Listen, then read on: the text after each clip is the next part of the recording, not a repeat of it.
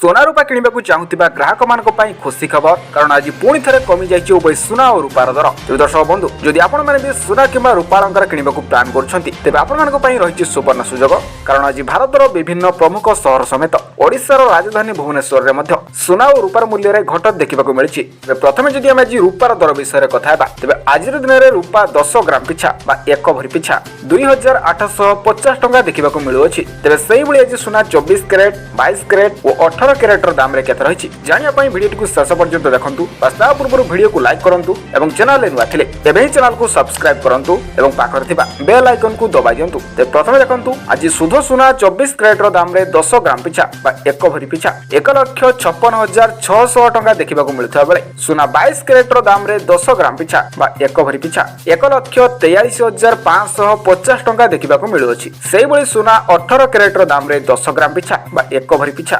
1,17,450 टंका देखा मिलुअछि। तेबे ये थिला आज दिनर सुना और रूपार दर। या छडा मिनिमम केते टंका हेला आपण माने सुना और रूपा किनि परिबे आपन मतामत हमको कमेंट बॉक्स रे निहाती जणांतु। रहउछि जय जगन्नाथ।